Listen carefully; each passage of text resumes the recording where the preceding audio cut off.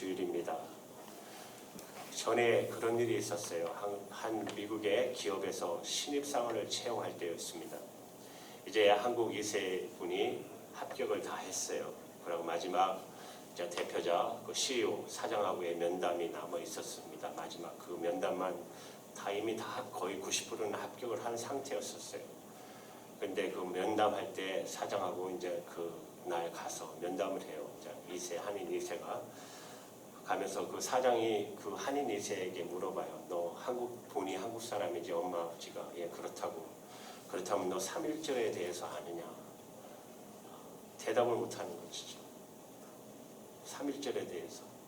그러니까 그 사장이 하는 말이 어떻게 민족의 정체성, 그 위대한 나를 알지 못하느냐 하면서 이렇게 핀잔 아닌 핀잔을 줬다는 그런 말을 들었어요. 그만큼 얼마나 중요한 것입니까? 우리가 자기 정체성을 모른다는 것은 그만큼 뿌리를 모른다는 것은 그만큼 부끄러운 것이에요. 그래서 자녀들에게 여러분 그 뿌리에 대해서는 기본적인 정신에 대해서는 반드시 교육을 하셔야 됩니다. 우리도 교회에서도 될 수 있으면 정말 시간 나는 대로 꼭 기념식의 때나 이런 날에는 우리 자녀들이 이제 오게 되면 꼭 교육을 시키도록 아마 교회에서 적극적으로 할 것입니다. 우리 장로님이 가끔 얘기해요. 기념식에 가면 진짜는 다 자리에 앉아있고 가짜들이 앞에 와가지고 그냥 자리 차지하고 순서 정해놓고 자기들끼리 한다고. 그게 중요한 게 아니잖아요. 정말 그때 있었던 분들이 나오셔서 짤막하게 하더라도 그날에 대해서 어떻게 그렇게 됐거라는 것, 그런 시간을 갖는 것이 더 중요한데 모여서 행사하듯이 신역하고 축사하고 대독하고 만세 막 삼창하고 끝나는 것이 아니라 민족에 얼마나 우리가 순환을 당하고 우리 민족이 얼마나 그날 위대한 결단을 하고 무저항, 무폭력 정신으로 만세운동을 했던가, 그런 것에 대한 자세한 역사적인 고증이 필요한 것인데 그냥 기념식이니까 모여서 하는 그런 기념식은 좀 아니라고 생각합니다. 여러분, 미국에도 독립되기 전에 여기도 영국의 속국이었지 않습니까? 물론 믿음의 자유를 찾아왔지만 그래도 영국의 지배를 받고 있었던 시대입니다. 그래서 영국이 이제 미국이 홀로 독립을 하기 위해서 노력을 할 때 영국이 그렇게 말합니다. 모국과 함께 이렇게 성장하면 얼마나 좋겠냐. 홀로 독립하는 것보다 내가 너희들을 보호하고 같이 함께 성장하면 신대륙 미국의 미래가 얼마나 좋겠냐고 설득합니다. 그럼에도 불구하고 신대륙의 사람들의 권리는, 이 미국의 권리는 계속 제한되고 영국에서 군대를 파견하고 각종 세금을 부과되자 1775년 3월에 버지니아 식민지위원회에서 팩틀리 햄리라는 젊은 변호사의 출신의 의원이 세계 연설을 하게 됩니다. 그 연설의 내용은 이런 것입니다. 지금 우리는 자유인이 되느냐 노예가 되느냐라는 중대한 기로에 서 있습니다. 지나간 10년간 우리는 청원도 호소도 항의도 중재 요청도 해봤습니다. 그러나 우리의 호소는 무시당했고 평화에 대한 꿈은 무참하게 짓밟혔습니다. 우리는 약하고 따라서 감히 영국과 맞설 수 없다라고 말합니다. 그러나 여러분, 하나님이 주신 모든 능력을 사용하면 우리는 결코 약하지 않습니다. 사람들은 아직도 평화를 빙자합니다. 그러나 평화가 달콤하다고 이를 쇠사슬과 노예의 대가로 지불할 수는 없지 않습니까? 나는 다른 사람들이 어떤 길을 택할지 모릅니다. 그러나 나의 경우는 자유 아니면 죽음을 주십시오입니다. 이것이 바로 팩트리 햄리의 세계 연설, 미국의 독립을 이끌었던 연설이에요. 팩트리 햄리가 그 유명한 연설을 한 지 꼭 137년이 지난 후 우리 고국 대한민국에도 비슷한 상황이 벌어졌습니다. 다시 침략의 양을 갖고 조선의 땅을 침략한 일본의 세력들, 그들은 소위 내선일체라는 그런 말로 이 땅을, 우리 민족을 침략했습니다. 내선일체라는 말 여러분 들어보셨죠? 내라는 말은 내지, 일본 사람들은 자기 땅을 항상 내지라고 말합니다. 그리고 다른 모든 땅을 외지라고 불러요. 내선은 뭐지요? 조선이라는 말이에요. 그래서 내선일체라면 일본과 조선은 하나가 되는 것, 조선이 일본의 통치하에 있는 것이 조선의 발전에 가장 유익하다는 것을 내세워서 마침내 1910년 8월에 한일 합방이 이루어지게 됩니다. 이때 조선 총독부가 설치되고 이때부터 일제의 만행이 식민지 수탈이 본격화되기 시작합니다. 그걸 견디다 못해 1919년 3월 1일 여러분 서울 파고다공원을 위시한 전국 9개 지역에서 일제히 독립선언서가 낭독되고 3.1 만세 사건이 시작된 것입니다. 저는 유명한 독립선언서의 첫머리를 기억합니다. 여러분 기억하세요? 이런 내용이에요. 들어보십시오. 우리는 여기에 조선이 독립국인 것과 조선인이 자국국민임을 선언하노라. 이것을 세계 모든 나라에 알려 인류가 평등하다는 그 뜻을 밝히며 이것을 또한 자손 만대에 알려 결의가 스스로 존재하는 마땅한 권리를 영원히 누리도록 하리라. 낡은 시대의 유물인 침략주의, 강권주의 희생을 당하여 유사일에 여러 천년 처음으로 다른 민족에게 억압을 당한 지 10년이 지난지라 우리의 생존권 박탈됨이 무릇 얼마이며 정신의 발전이 지장을 입은 일이 얼마이며 결의의 존엄성이 훼손된 지 얼마인가. 새하늘 새 땅이 눈앞에 전개되도다. 힘의 시대는 물러가고 도의 시대가 오는도다. 그러면서 공약 3장 독립선언적 공약 3장에 이렇게 시작합니다. 하나, 오늘 우리의 거사는 정의, 인도, 생존, 번영을 찾는 결의의 요구이니 오직 자유의 정신을 발휘할 것이고 결코 배타적인 감정으로 시달지 말자. 하나, 마지막 한 사람에 이르기까지, 마지막 한 순간에 다다를 때까지 민족의 올바른 의사를 명쾌하게 발표하라. 하나, 모든 행동은 먼저 질서를 존중하며 우리들의 주장과 태도가 공명정대하게 하라. 저는 3.1운동 사건과 유명한 독립선언문 하나로 진실로 우리 민족이 세계 역사 속에 진실로 자유의 가치를 누릴 만한 민족임을 증명했다고 믿습니다. 그렇습니다. 우리는 일찍이 자유의 가치를 알고 일어났던 위대한 민족입니다. 그리고 더욱 우리의 마음을 자랑스럽게 하는 것은 독립선언문에 서명한 33인 가운데 딱 절반인 16명이 그리고 실제로 3.1운동을 전개했던 민족의 대표 48명 가운데 정확하게 24명이 크리스찬들입니다. 그리스도인이었어요. 여러분 그 당시에 교회의 숫자는 매우 적었어요. 그리스도인들의 숫자도 적었음에도 불구하고 이토록 민족을 새롭게 세우는 일에 그리스도인들이 대거 참여할 수 있었던 가장 중요한 원인은 우리가 성경을 공부하면서 자유의 가치를 그리스도인들이 누구보다 일찍 깨우쳤던 까닭입니다. 여러분 오늘 본문을 함께 읽었던 갈라디아서 5장 1절 말씀 그리스도인들의 자유의 대헌장입니다. 5장 1절 우리 한번 본문 다시 함께 읽을게요. 함께 시작. 그리스도께서 우리로 자유케 하려고 자유를 주셨으니 그러므로 굳게 서서 다시는 종의 멍에를 매지 말라. 그리스도가 예수님이 자유를 위해서 오셨고 자유를 주셨다는 것이에요. 자유는 예수님이 우리에게 주신 선물입니다. 우리가 선물로 받은 자유. 이 자유의 진정한 의미는 무엇일까요? 이 진정한 자유의 뜻은 무엇일까요? 여러분 첫 번째 이 진정한 자유는 종의 멍에에서부터 해방되는 것입니다. 여러분 방금 갈라디아서 5장 1절에 자유를 주셨으니 그 다음에 종의 멍에를 매지 말라.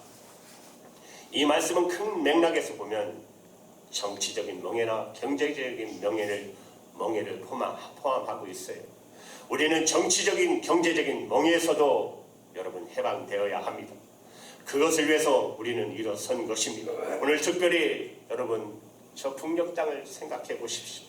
얼마나 끔찍한 일이 지금도 벌어지고 있습니까? 그런데 그곳에도 놀랍게도 3.1전 기념식을 하고 있다는 사실이에요. 그들도. 그러나 그 기념하는 3.1전을 기념하는 북한 땅의 현실은 어때요? 오늘 북녘 땅에 우리 민족들은 일제시대에 우리 민족에 겪었던 그때 못지않게 너무나도 끔찍한 일들을 지금도 겪고 있어요. 더 심각하게 1인의 소수의 몇 안 되는 특권층을 위해서 경제적인 수탈을 당하면서 대부분의 국민들은 심각한 고통과 압제 속에서 고통받고 있어요. 몇 해 전에 큰 홍수가 와서 자연재해를 통해서 먹을 것이 없던 시대가 북한에 도래한 적이 있잖아요. 얼마나 큰 재해가 있었습니까? 그때 무려 300만이 굶어 죽었어요. 국제사회에서 압력을 넣습니다. 개방해라. 이렇게 하다가 당신들 다 굶어 죽겠다. 그때 김정일이 한 말이 뭐예요? 2천만이 다 굶어 죽어도 자기는 주체사상 하겠다는 거예요. 얼마나 무식하고 무서운 말이에요. 자기들의 이익 때문에.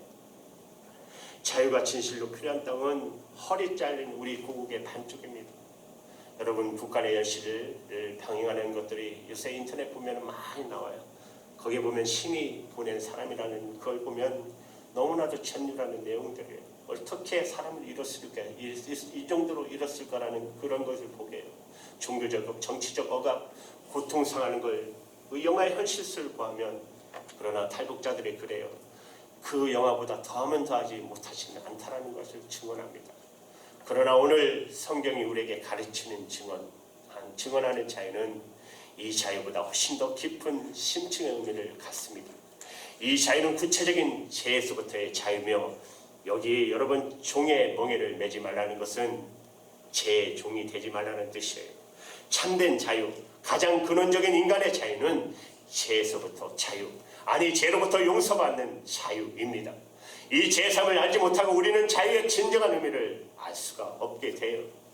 그 자유를 위해서 하나님 아들 예수 그리스도께서 2000년 전에 이 땅에 오셨어요. 여러분 기억하십니까? 요한복음 8장 34절에 예수님께서 하신 말씀을 기억하십니까? 이렇게 말씀하세요. 예수께서 대답하시되 진실로 진실로 너희에게 이르노니 죄를 범하는 자마다 죄의 종이라. 죄를 범하는 사람들은 죄의 노예라는 것이에요. 끌려다니게 돼 있다는 거예요. 죄에 대해서. 하고 싶지 않아도 하게 되고 해야 될 줄 알면서도 하지 못하고 끌려다니는 죄의 포로가 된 우리들의 모습, 그리고 심각한 컴플렉스와 죄책감에 헤어나지 못하는 우리들의 모습, 그런 우리를 자유케 하시기 위해서 이 땅에 오셨어요. 하나님의 아들이신 예수께서 오셨던 것입니다. 이것이 바로 복음이에요. 우리가 방금 읽은 말씀에 이어지는 말씀, 요한복음 8장 36절이 바로 그것을 해담이 그 안에 예수님이 말씀하세요. 36절에 이렇게 말씀하세요. 그러므로 아들이 너희를 자유케 하면 너희가 참으로 자유하리라. 이 아들은 하나님 아들인 예수, 그분이 우리를 자유케 할 때 우리가 참으로 자유할 것이라고 말씀하시는 것입니다. 하나님의 아들 예수께서 이 땅에 오신 이유, 십자가에 달리신 이유, 우리의 죄를 대신 짊어지시고 우리의 죄 때문에 우리가 받아야 될 하나님의 그 놀랍고 끔찍한 진노와 형벌을 대신 받으시고 피 흘리신 예수 그리스도. 그러나 우리가 십자가 앞에 나가면 그 예수 그리스도를 구주로 주님으로 영접한다 하는 순간 그 피가 우리의 모든 죄를 도말하십니다. 우리는 그 피로 죄 씻음을 받고 죄종이었던 우리가 이제는 하나님의 아들과 딸, 자유인이 되어 새로운 인생을 살아가는 것입니다. 여러분, 이것이 복음입니다. 이 복음을 사도 바울은 로마서 8장 1절에 이렇게 가르쳐요. 그러므로 이제 그리스도 예수 안에 있는 자에게는 결코 정죄함이 없나니. 사랑하는 여러분, 정죄라는 것이 얼마나 우리의 존재를 억누르고 있어요. 정죄함이 없다라면 없다. 여러분, 심각한 죄책감에 시달려 보신 적 있으시오? 그 모든 것보다 합한 것보다도 더 무거운 것이 바로 정죄라는 것이에요. 그런데 예수님 안에 있는 자에게는 정죄함이 없다. 다시는 죄책감에 시달릴 필요가 없다라고 말씀하는 것입니다. 그분은 우리를 용서하셨습니다. 그분이 나를 의롭다고 하셨습니다. 그리고 그분이 나를 제 노예가 아니라 하나님의 아들과 딸이라고 선포하셨습니다. 이 자유, 이 진정한 자유, 이것이 바로 제 종의 대멍에서부터 우리를 자유케 하신 자유인 것입니다. 오늘 본문이 가르치는 진정한 자유, 두 번째는 육체의 욕구를 극복하는 것입니다. 여러분, 참된 자유는 육체의 욕구를 극복하는 것이에요. 사랑하는 여러분, 우리가 예수 믿고 얻은 자유, 이 자유를 지켜 살기 위해서는 갈라디아서 5장 1절과 함께 오늘 본문이었던 5장 13절의 말씀을 항상 여러분 같이 읽으셔야 됩니다. 1절과 13절은 짝입니다. 여러분, 성경은 한 짝 한 짝으로 되어 있다라고 말씀하고 있죠. 이것이 바로 오늘 1절과 13절과의 한 짝이에요. 13절에 이렇게 말해요. 형제들아, 너희가 자유를 위하여 부르심을 입었으나 그러나 그 자유로 육체의 기회를 삼지 말고. 너희가 자유를 위해서 부르심을 입었다. 사실이다. 그래서 자유를 얻었다. 그런데 그 자유로 육체의 기회를 삼지 말라는 것이에요. 육체의 기회로 삼지 말라는 것이에요. 갈라디아서 5장 1절에 자유를 주셨다. 이 말씀으로 끝나지 않고 왜 이 첨부하는 말씀이 필요했을까요? 자유가 여러분 방종이 되는 순간 우리는 자유를 다시 잃어버리기 때문에 그런 것입니다. 자유가 방종이 되는 것, 그것을 오늘 본문 말씀은 여러분 육체의 기회라고 말하고 있어요. 육체의 기회라고 말합니다. 우리가 얻은 자유를 다시 우리가 육체가 원하는 대로, 육체의 소욕이 욕심이 원하는 대로 살다 보면 어느 한순간 우리는 우리가 얻었던 자유를 잃어버리고 다시 제 종의 자리로 돌아갈 수 있다는 것입니다. 우리가 흔히 이 자유에 대해서 가지고 있는 가장 보편적인 편견이 있다면 그것은 우리의 육체의 감정에 따라 마음대로 사는 것, 그것이 자유라고 우리는 착각하는 것이에요. 그러나 우리가 육체의 편안함과 감정의 사치를 따르다 보면 필연적으로 우리는 제 늪으로 빠져들게 되어 있습니다. 그리고 제 뇌가 되는 것입니다. 그래서 성경은 우리가 얻은 자유를 육체의 기회로 삼지 말라고 이렇게 말씀하고 있는 것입니다. 그래야 당당하게 살아갈 수 있다는 것이에요. 그것이 진정한 자유인의 모습인 것입니다. 여러분, 일제시대의 저항신이었던 윤동주 시인의 서시라는 시 여러분 아시죠? 그 시 구절 보면 얼마나 우리에게 가슴에 와 닿습니까? 하늘을 우러러 한 점 부끄럼 없기를 입새에 이는 바람에도 나는 괴로워했다. 여러분, 자유가 뭡니까? 하늘을 우러러 한 점 부끄럼이 없는 당당함. 자유에 대한 가장 좋은 정의가 아니겠어요? 부끄럼이 없는 당당함, 진정한 자유. 그래서 그 자유를 위해서 자유를 계속 누리기 위해서 오늘 성경은 우리에게 말씀하시기를 육체의 기회를 극복하라고, 죄에 대해서 승리하라고 말씀하시는 것입니다. 참된 자유는 무엇입니까? 이제 마지막으로 세 번째, 진정한 자유는 사랑으로 서로 종노릇 하는 것입니다. 오늘 본문의 사도 바울은 자유의 역사를 마지막에 말합니다. 역사는 모순되어 보이지만 진리인 것을 말하는 것이죠. 13절의 하반절에 보면 이렇게 말해요. 오직 사랑으로 서로 종노릇하라. 지금까지는 자유를 주셨다라고 말씀하셨어요. 이 자유를 지켜야 한다고 말씀하셨어요. 그러면서 계속 말씀하시기를, 그런데 사랑으로 종노릇하라고. 너희가 자유를 얻었으니 종의 멍에를 매지 말라고 하시던 바울이 이제는 종노릇하라 합니다. 모순입니다. 그러나 그 앞에 단어가 중요하죠. 사랑으로 종노릇하라는 것이에요. 그러면 그것은 종노릇이 아니라는 것이에요. 그것이 진짜 자유라는 것이에요. 사랑으로 종노릇하라. 말을 바꿀까요? 여러분, 사랑으로 섬기라는 것이에요. 사랑으로 섬기라는. 사실 오늘 본문이 포함되는 갈라디아서 이 전체는 복음을 듣고 예수 믿고 자유 얻었던 갈라디아 성도들이 예수 믿은 후에 율법주의 신앙의 영향을 받게 돼요. 그래서 참된 자유를 잃어버릴 위기에 처했던 그때에 사도 바울이 그것을 경계하기 위해서 쓰여진 편지, 그것이 바로 갈라디아서예요. 여기서 사도 바울은 두 가지 유형의 섬김을 제조시키기 시작합니다.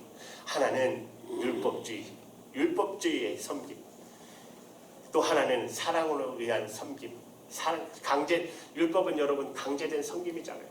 해라, 하지 마라, 해야 된다, 그런 강제적인 섬김이에요. 근데 사랑은 자발적이잖아요.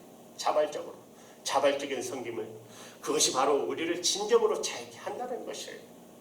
유명한 전도자, 세계적인 전도자인 D.L. 무디의 전기를 보면은, 목사님의 전기를 보면, 미국의 매사추세츠의 세계적인 성경 바이블 컨퍼런스가 열렸었어요.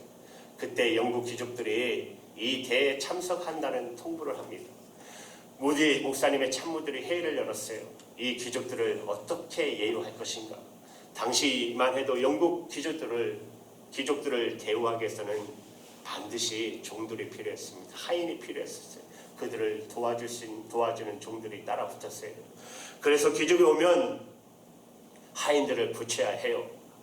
하룻밤을 자고 나면 그들의 구두를 깨끗이 닦아서 아침에 나올 수 있도록 그렇게 돕는 것, 그렇게 하는 하인들이 꼭 필요했던 것이에요.